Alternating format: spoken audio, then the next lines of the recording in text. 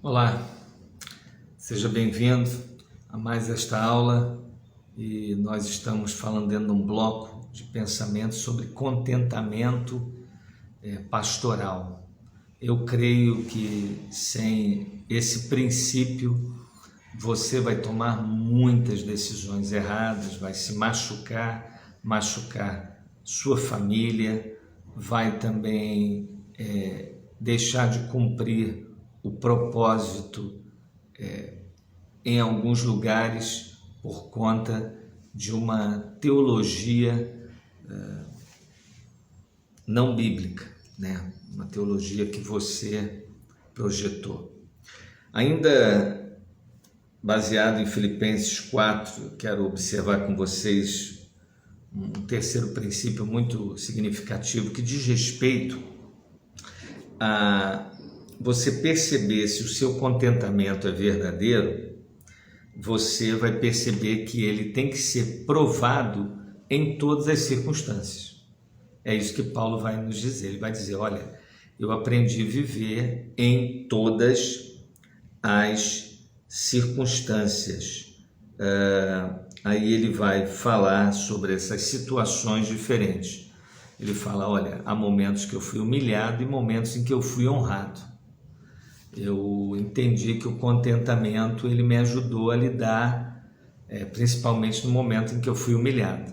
Depois ele vai falar, olha, eu aprendi a lidar com o momento de abundância e de escassez. Ele sempre faz esse contraponto para mostrar que a vida não é estática, as coisas mudam.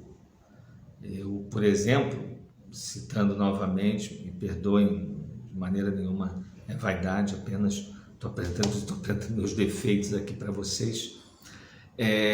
Eu estava numa determinada igreja e eu ganhava um valor considerável mesmo.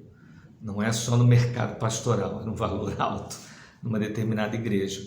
E eu resolvi me aventurar num projeto. Não fiz planejamento, não levei em consideração a ausência daquele valor significaria para a vida doméstica, e por causa daquilo eu passei 3 anos, né? Fui para o projeto, passei 3 anos de grande privação. E o problema é que não sou eu tenho uma família, então aquilo atingiu a minha família. Ah, pastor, faltou alguma coisa, o senhor passou fome? Não, de maneira alguma. Mas eu vi naquela situação claramente que aquilo que eu estava passando não era projeto de Deus, era algo que eu tinha criado. E Deus, na sua infinita misericórdia, ainda é generoso de nos manter, né, nessa situação. Mas o que me chamou a atenção é que naqueles instantes eu percebi como é diferente quando você vê a situação ocorrendo a partir de Deus e quando é você que se envolve na situação. A minha esposa tem uma frase muito interessante, ela diz assim, eu não me importo sofrer. Ela tem essa expressão. Eu não me importo sofrer, mas o que me incomoda é quando a gente busca sofrer. Então, olha a diferença. Quando a gente olha para o apóstolo Paulo, ele não buscava a humilhação, ele não buscava, no caso aqui ele usa a expressão, ele não buscava a fome. Quando ela ocorria por ele estar envolvido na obra missionária, Paulo revelava naquele momento o seu contentamento. Então é bem diferente isso. Você precisa organizar isso na sua mente. Às vezes você pode estar reclamando de algo que você mesmo produziu. Porque quando é produzido, o cenário é produzido pelo próprio Deus, ele te dá todas as condições. Mas vamos considerar então essa expressão de Paulo quando ele diz estar contente em qualquer situação que possa enfrentar. Então, desconsiderando esse primeiro exemplo que eu dei, que você se meteu na enrascada, vamos pensar aqui em relação a Deus criando situações, porque Deus não nos coloca em enrascada, Ele nos coloca em situações para nós crescermos na graça, no conhecimento, e a gente pode até apelidar disso, mas na perspectiva divina aquilo é totalmente diferente. Vamos lá então.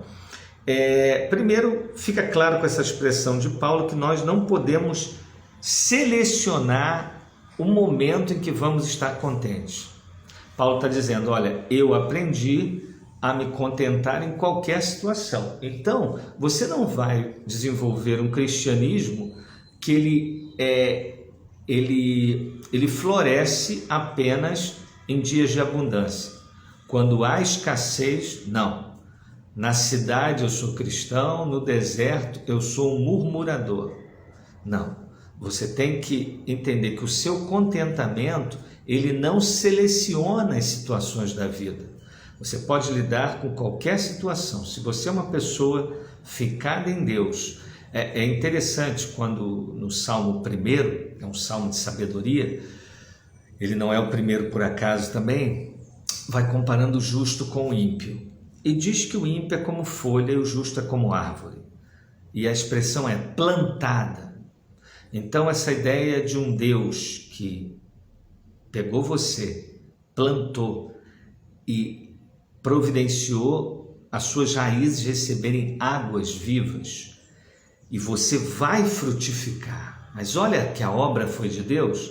Agora olha para o ímpio, é uma folha, não tem raiz, não está desfrutando de água, está sendo levado pelo vento. O que eu gosto sempre de pensar é que quando a Bíblia nos mostra, por exemplo, eu saí do Egito ou Deus me tirou? O livro de Êxodo, capítulo 20, verso 1 diz, eu sou o Senhor teu Deus que te tirei da terra do Egito. Mas fui eu que saí, mas foi Deus que tirou. Quando você tem essa percepção de Deus se movendo, de Deus agindo, desse Deus grandioso, glorioso, vivo, verdadeiro, quando isso ocorre, essa visão sua, isso faz toda a diferença na sua percepção das situações. Porque quando você olha para as situações difíceis, nós não queremos, é óbvio que eu não quero passar fome nem ser humilhado.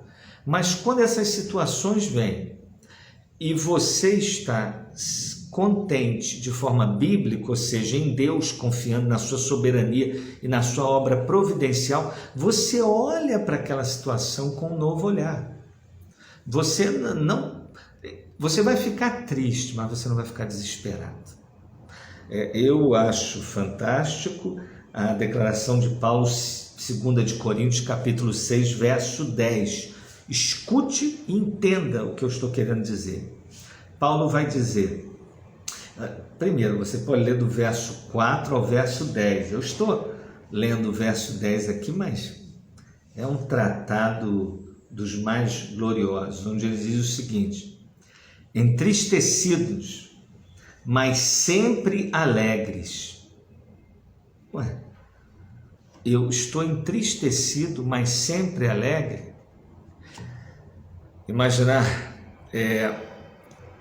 a alegria seria uma bola maior, a tristeza uma bola menor.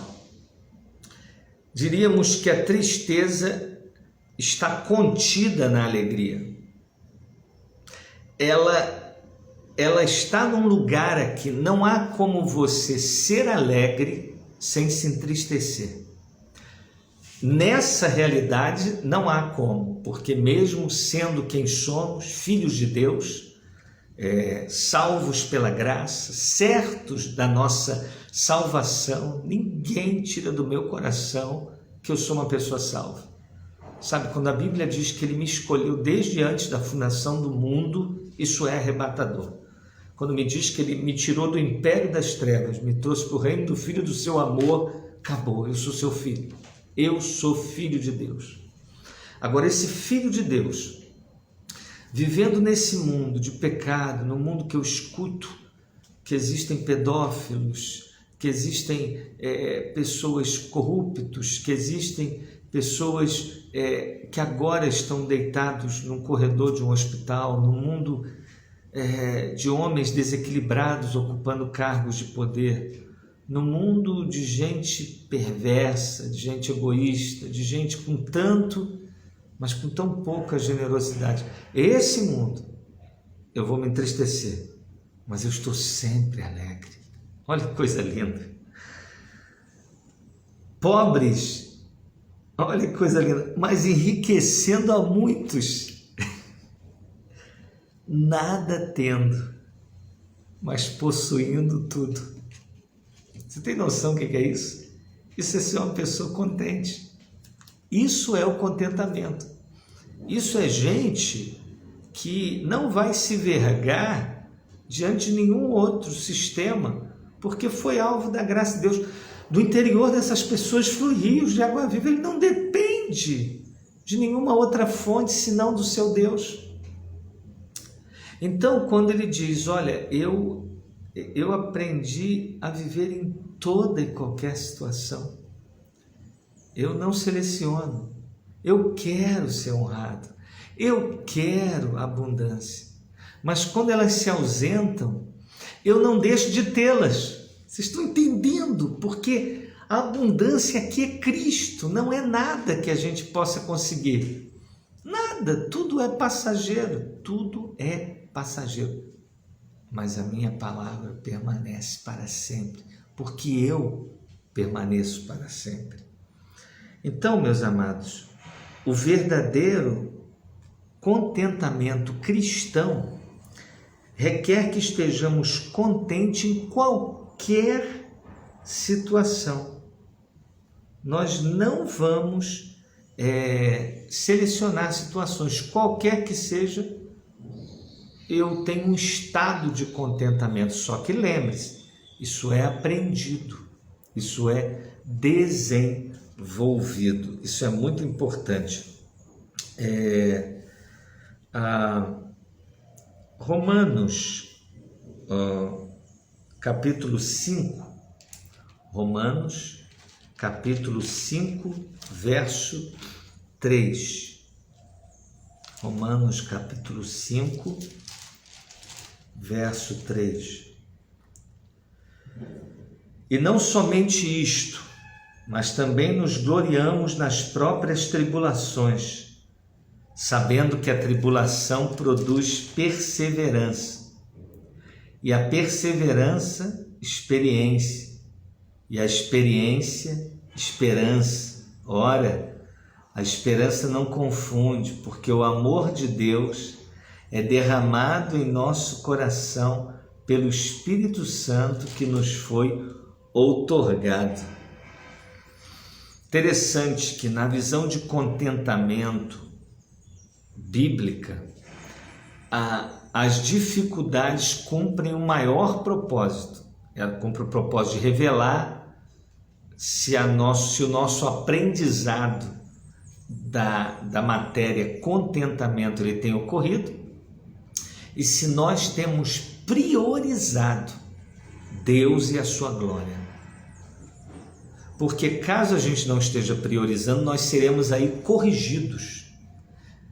Então, quando você sofre alguma avaria no seu ministério, às vezes, aquele momento, ele é um momento precioso, que ao invés de você reclamar, você deveria estar agradecendo por estar passando por aquele instante. Por quê? Porque aquilo tudo está trabalhando, formando aí uma pessoa mais resiliente no sentido da glória de Deus, mais comprometido em relação a viver para louvor da glória daquele que te ama com amor eterno. Então, meu querido, eu espero que Deus tenha comunicado ao seu coração mais algumas coisas sobre a bênção desse contentamento pastoral. Que Deus abençoe e depois a gente continua.